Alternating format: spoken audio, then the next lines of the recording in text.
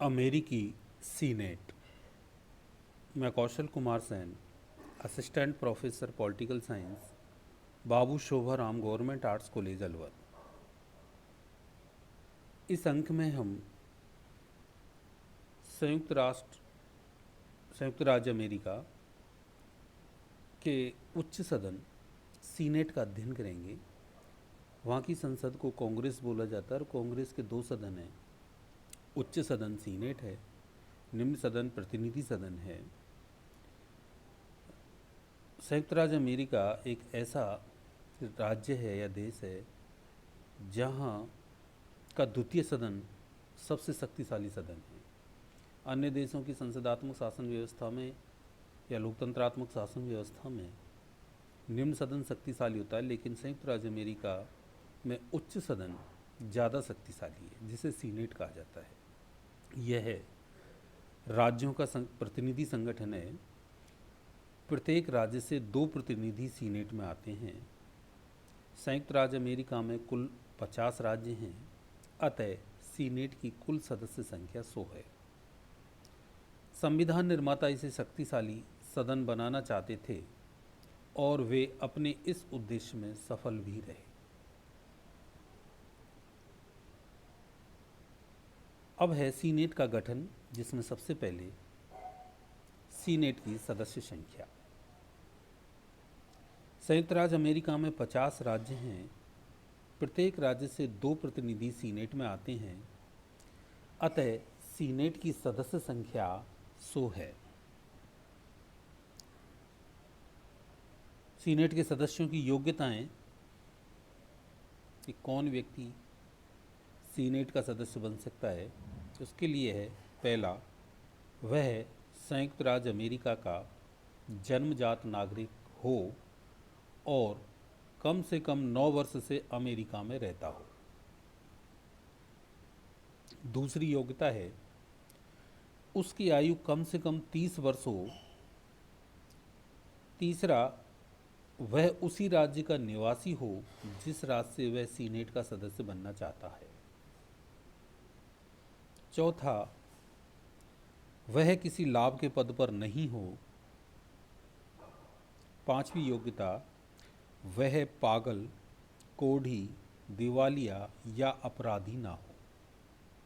इस प्रकार ये सीनेट के सदस्यों की योग्यता हैं। जो व्यक्ति ये योग्यताएं रखता है वह सीनेट का सदस्य बन सकता है। सीनेट के सदस्यों का चुनाव। वर्तमान समय में सीनेट के सदस्यों का चुनाव जनता द्वारा प्रत्यक्ष रूप से किया जाता है। अगला है सीनेट व सदस्यों का कार्यकाल। सीनेट के सदस्यों का कार्यकाल 6 वर्ष है, किंतु सीनेट एक अर्ध स्थायी सदन है। प्रति 2 वर्ष बाद सीनेट के 1/3 सदस्य पदमुक्त हो जाते हैं। पुराने सदस्य पुनः निर्वाचित हो सकते हैं। इस प्रकार सदस्यों का कार्यकाल 6 वर्ष है।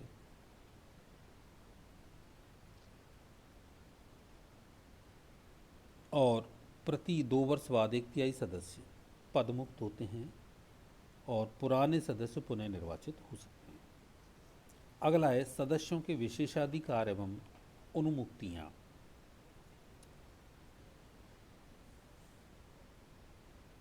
सदन में भाषण की पूरी स्वतंत्रता प्राप्त है। सीनेट के सदस्यों को सदन में भाषण की पूरी स्वतंत्रता प्राप्त होगी। ये इनकी विशेषाधिकार या उन्मुक्तियां हैं। दूसरा,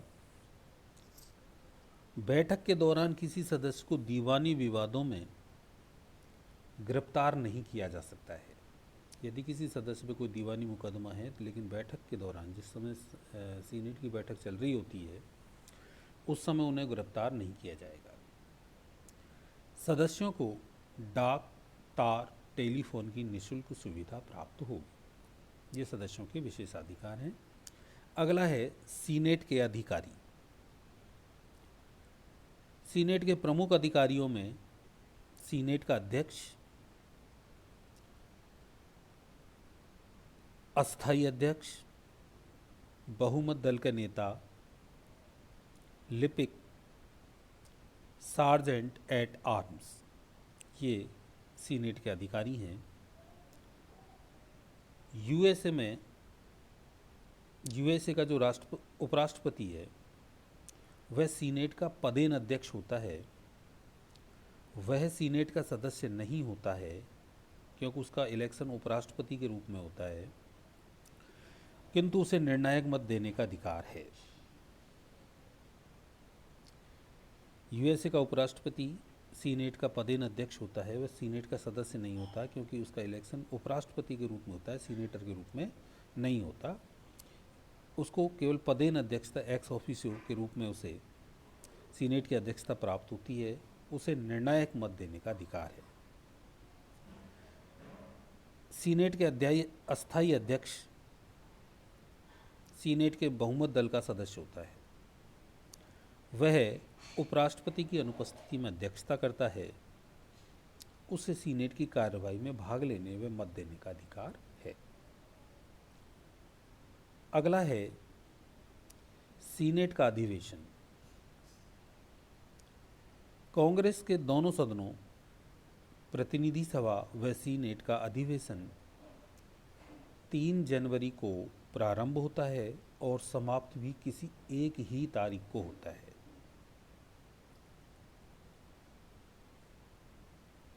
गणपूर्ति अर्थात सीनेट की सदस्य संख्या का बहुमत, कुल सदस्य संख्या का बहुमत, इसकी गणपूर्ति रखा गया है। कुल सदस्य संख्या 100 है तो बहुमत कम से कम 51 सीनेटर होने चाहिए। अब है सीनेट के संगठन के बाद सीनेट की शक्ति, अधिकार एवं कार्य। तो प्रमुख शक्तियों में सबसे पहले है विधायी शक्ति। कानून निर्माण के क्षेत्र में सीनेट की शक्तियां प्रतिनिधि सभा के बराबर हैं, किंतु मतभेद की स्थिति में दोनों सदनों के सदस्यों से मिलकर सम्मेलन समिति बनाई जाती है।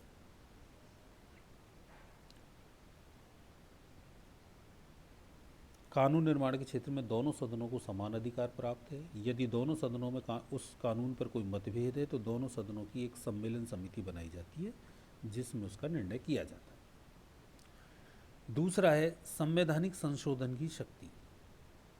इस तरह का प्रस्ताव किसी भी सदन में पारित किया जा सकता है, किंतु प्रत्येक सदन द्वारा यह 2/3 बहुमत से पारित होना चाहिए। स्पष्ट है कि सीनेट को संवैधानिक संशोधन में अधिकार प्राप्त है। उसकी स्वीकृति के बगैर संविधान में संशोधन नहीं हो सकता है। तो इस प्रकार ये सीनेट की संवैधानिक संशोधन की शक्ति है। तीसरा है वित्तीय शक्ति। संविधान के अनुसार सभी वित्तीय विधेयक प्रतिनिधि सभा में ही प्रस्तुत किए जाते हैं। ये नियम है कि जो भी वित्तीय विधेयक होगा वह यूएसए में सबसे पहले प्रतिनिधि सभा में रखा जाएगा। उसके बाद सीनेट को भेजे जाते हैं। सीनेट को अधिकार है कि वह किसी वित्तीय विधेयक में संशोधन कर दे। असहमति की स्थिति में वित्तीय विधेयक सम्मेलन समिति को सौंपा जाता है। दोनों सदनों की समिति होती है, उसको सौंप दिया जाता है, जो व्यवहारिक दृष्टि से सीनेट के लिए लाभपूर्ण है। अगला है, ये सीनेट की विधायी शक्तियाँ हुई, और अगला है कार्यपालिका शक्ति। राष्ट्रपति द्वारा की गई नियुक्तियों पर अनुसमर्थन का अधिकार सीनेट को प्राप्त है। राष्ट्रपति 2 प्रकार की नियुक्तियां करता है। पहला, संपूर्ण राष्ट्र से संबंधित पदाधिकारियों की नियुक्ति, जैसे सर्वोच्च न्यायालय के न्यायाधीश, मंत्रिमंडल के सचिव, राजदूत। इनकी नियुक्तियां राष्ट्रपति करता है, लेकिन सीनेट के अनुसमर्थन से करता है। दूसरा, राज्यों के स्तर पर संघीय अधिकारियों की नियुक्ति, सीनेट राष्ट्रपति द्वारा की गई नियुक्तियों को रद्द कर सकती है, किंतु व्यवहार में प्राय पहले प्रकार की नियुक्तियों को रद्द नहीं करती है, मगर दूसरे प्रकार की नियुक्तियों में सीनेट की शिष्टता का कड़ाई से पालन किया जाता है। राष्ट्रपति द्वारा की गई संधियों के बारे में सीनेट का अनुसमर्थन आवश्यक है। सीनेट 2/3 बहुमत से ऐसी संधियों को स्वीकार करती है। सीनेट को अधिकार है कि वे विभिन्न विभागों में व्याप्त भ्रष्टाचार की जांच करे। सीनेट यह कार्य समितियों के माध्यम से करती है। जब उपराष्ट्रपति पद के किसी उम्मीदवार को स्पष्ट बहुमत नहीं मिलता है तो सीनेट सबसे अधिक मत पाने वाले 2 उम्मीदवारों में से किसी एक को राष्ट्रपति घोषित करती है। ये सीनेट की इंपॉर्टेंट शक्ति। सीनेट प्रतिनिधि सभा के साथ मिलकर युद्ध की घोषणा करती है। इस प्रकार ये सीनेट की कार्यपालिका संबंधी शक्तियां हैं। अब है सीनेट की न्यायिक शक्ति।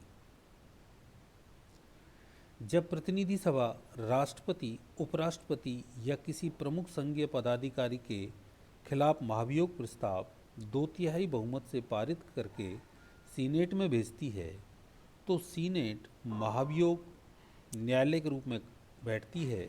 इस समय सीनेट की अध्यक्षता संघीय सर्वोच्च न्यायालय का मुख्य न्यायाधीश या प्रमुख न्यायाधीश करता है। यदि सीनेट 2/3 बहुमत से महाभियोग का समर्थन कर दे तो संबंधित पदाधिकारी को त्यागपत्र करना पड़ता है। इस प्रकार ये सीनेट की शक्ति, अधिकार एवं कार्य हुए। अब है सीनेट के शक्तिशाली होने के कारण, क्योंकि विश्व में द्वितीय सदनों में सबसे शक्तिशाली सदन सीनेट है।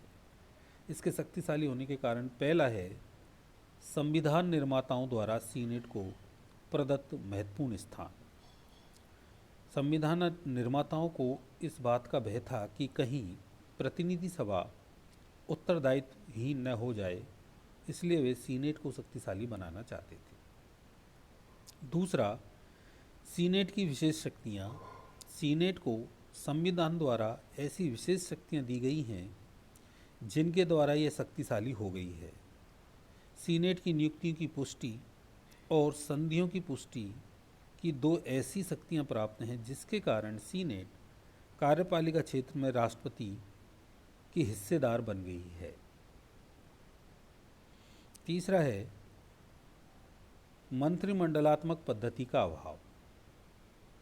अमेरिका में अध्यक्षात्मक व्यवस्था होने के कारण कार्यपालिका व्यवस्थापिका के प्रति उत्तरदायी नहीं है और प्रतिनिधि सभा को कार्यपालिका पर नियंत्रण की कोई शक्ति प्राप्त नहीं है, इसलिए सीनेट शक्तिशाली है। अगला है प्रत्यक्ष निर्वाचन। सीनेट के सदस्यों का प्रत्यक्ष निर्वाचन होने के कारण वह विश्व के द्वितीय सदनों की अपेक्षा अधिक शक्तिशाली है, क्योंकि अन्य देशों में उच्च सदन का चुनाव अप्रत्यक्ष रूप से होता है, लेकिन अमेरिका में यह जनता द्वारा प्रत्यक्ष रूप से होता है, इसलिए ये शक्तिशाली सदन है। अगला है सीनेट का स्थायित्व। प्रतिनिधि सभा का कार्यकाल 2 वर्ष है, जबकि सीनेट के सदस्यों का कार्यकाल 6 वर्ष है। सीनेट के सदस्य अनेक बार सीनेट के लिए पुनः निर्वाचित हो सकते हैं, इसलिए पर्याप्त अनुभवी भी होते हैं। अगला है सीनेट का लघु आकार। सीनेट की सदस्य संख्या 100 है, जबकि प्रतिनिधि सभा की सदस्य संख्या 435 है। छोटे आकार के कारण इसके सदस्यों में पारस्परिक घनिष्ठता रहती है। अगला है सीनेट की कार्यप्रणाली। सीनेट की कार्यप्रणाली ऐसी है, उसमें सदस्यों के बोलने का समय निश्चित नहीं किया जाता है। परिणाम स्वरूप यहाँ विषयों पर विचार अधिक पूर्णता के साथ होता है। ऐसे निर्णय देश के लिए लाभकारी होते हैं।